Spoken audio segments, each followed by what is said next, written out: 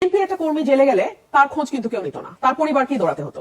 কিন্তু জামাতের একটা কর্মী যখন জেলে যেত, আমাদের কানে খবর আসতো যেটা, যে দল থেকেই তার ফ্যামিলিকে দেখাশোনা, তার ফ্যামিলিকে সমস্ত সাপোর্ট দেয়া, বাজার খরচ থেকে শুরু করে সবকিছু তারা করে। এবং তারা দরিদ্র পরিবারের ব্রিলিয়ান্ট ছেলেদেরকে বেছে নিয়ে কাউকে ব্যারিস্টার বানায়, কাউকে ডাক্তার বানায়, কাউকে আরো মানে অন্য কোনো ফিল্ডে যদি তার ক্যাপাসিটি থাকে সেই দিকে তারা ইনভেস্ট করে। সেই কারণে আপনি দেখবেন যে মানে মুখ খুললে আপনি বুঝবেন যে মানে the background shows everywhere, but brilliance যদি তাদের থাকে, মেধা যদি থাকে, জামাত তাদেরকে ইয়ে করে, নার্চার করে।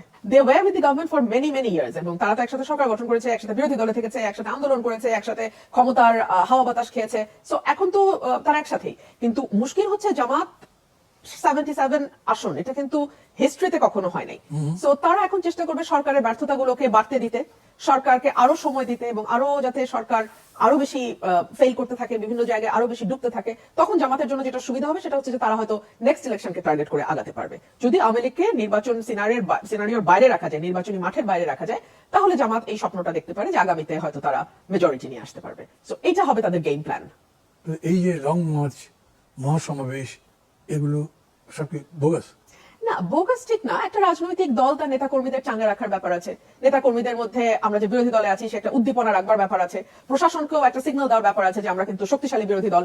এবং ডেফিনেটলি জামাতের যেটা সুবিধা হয় যে ধরুন ঢাকায় তারা একটা সমাবেশ করবে, কথার কথা, নীলফামারীও তাদের যে কর্মী আছে উনিও ঢাকায় চলে আসবেন। আবার নীলফামারীতে যখন তারা সমাবেশ করবে, ঢাকার যেই যাত্রাবাড়ির কর্মী আছে উনিও নীলফামারীতে চলে যাবেন। সো একসাথে ওনাদের সমাবেশ কিন্তু আপনি বিশাল দেখবেন, বিকজ সারা বাংলাদেশের যেখানে যত জামাত কর্মী নেতা আছে তারা সবাই ওই জায়গাটাতে চলে যায়। And they're very organized. The transportation cost will be very high. Do you really think যে তাদের কাছে money is a problem?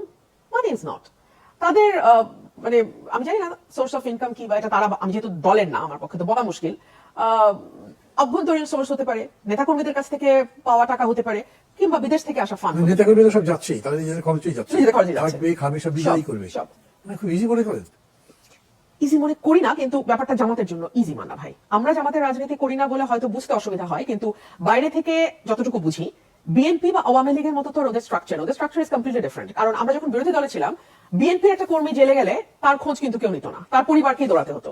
কিন্তু জামাতের একটা কর্মী যখন জেলে যেত, আমাদের কানে খবর আসতো যেটা, যে দল থেকেই তার ফ্যামিলিকে দেখাশোনা, তার ফ্যামিলিকে সমস্ত সাপোর্ট দেয়া, বাজার খরচ থেকে শুরু করে সবকিছু তারা করে। এবং তারা দরিদ্র পরিবারের ব্রিলিয়ান্ট ছেলেদেরকে বেছে নিয়ে কাউকে ব্যারিস্টার বানায়, কাউকে ডাক্তার বানায়, কাউকে আরো মানে অন্য কোনো ফিল্ডে যদি তার ক্যাপাসিটি থাকে সেই দিকে তারা ইনভেস্ট করে।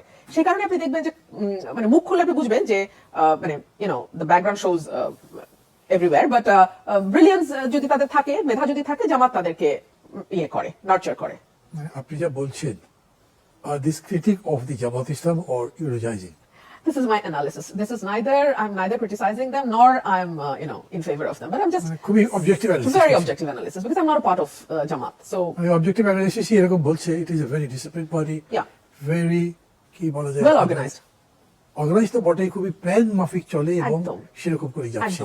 তো সেই পার্টি কি কারণে 5 বছর পর্যন্ত অপেক্ষা করবে? তাদের তো একটা রিস্কও আছে যে এর মধ্যে আওয়ামী লীগ ফিরেও আসতে পারে। মানে আমি একবারও 5 বছর বলি নাই, আমি বলছি তারা অপেক্ষা করবে যতদিন পর্যন্ত না তারা মেজরিটি পাবে বলে তারা মনে করবে। যেই মুহূর্তে তারা বুঝবে সরকারের ফেইলিয়ার যত বাড়তে থাকবে, আওয়ামী লীগকে যদি আপনি মাঠের বাইরে রাখতে পারেন, তাহলে হয়তো 2 বছর, 3 বছর, 2.5 বছর, যখন তারা বুঝবে যে 77 will be 152, তখনই সিনারিও আলাদা হয়ে যাবে। এটা কি বোঝা সম্ভব মনে করেন? ওদের ডেফিনেটলি পরিসংখ্যান আছে, they have their own calculations, একেবারে তাদের অ্যানালিসিস আছে, তাদের ডেটা আছে, এবং এইসব ব্যাপারে তারা অনেক গুছানো বলে আমার ধারণা। all these are going in their favor with total eulogization, total মানে অবজেক্টিভ রিয়েলিটি হতে পারে, আমি অস্বীকার করছি, কিন্তু এটা ঠিক যে প্রথম আপনার বিগিনিংটা এরকম মনে হয়েছিল যে যখন আপনি বলছেন যেটা এক্সটেনশন অফ দি গভর্নমেন্ট, কিন্তু এখন আমার বলছে খুবই ক্যালকুলেটিভ ওয়েতে তারা অপোজ করছে। কিন্তু এখানে আমার প্রশ্নটা এরকম আসে যে ধরেন তারা যদি এতই পারে, তাহলে why not they try to make it earlier?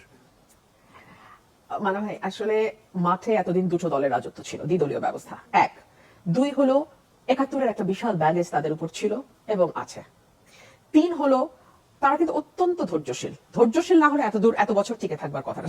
সেই 41 সাল 42 সালে তাদের জন্ম, তারপরে ধীরে ধীরে কতটা জমানা পার হলো, ভারত উপমহাদেশ, তারপরে পাকিস্তান, তারপরে বাংলাদেশ।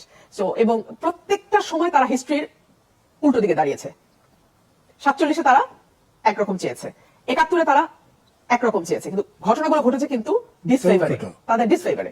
সো সেই জায়গাগুলো অতিক্রম করে এসে এখানে এসে দাঁড়ানো, ধৈর্য আছে, যেটাকে আমরা পার্সিভিয়ারেন্স বলি, খুব পার্সিভিয়ারেন্স তাদের অসাধারণ, লেগে থাকা। সো এই লেগে থাকা তো একসময় কাজে দিবে।